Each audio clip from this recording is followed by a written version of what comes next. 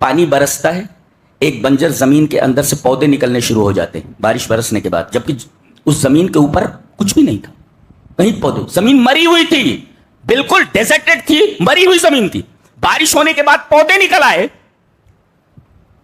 یہ اور مردوں کا زندہ ہونا ایک ہی چیز ہے.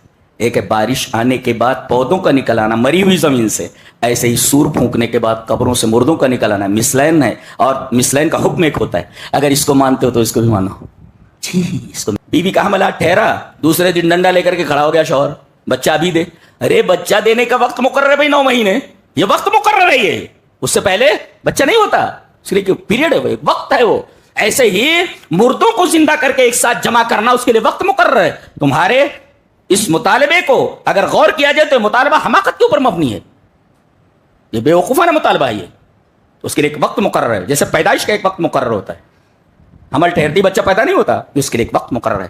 ایسے ماں کے رحم میں بچہ جب بن جاتا ہے تو ایک متعین مدت کے بعد ماں کے بدن پر زلزلہ طاری ہوتا ہے، بچہ باہر آ جاتا ہے.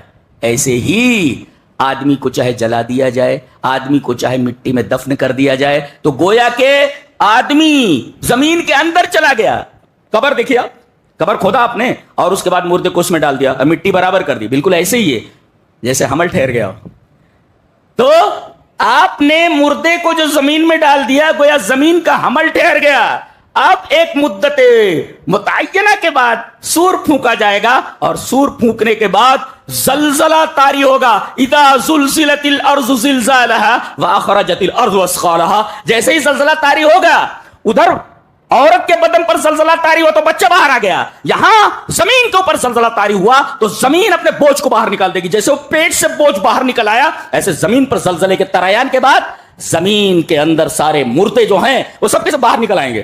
تو گویا کہ دونوں میں بڑی مناسبت ہے.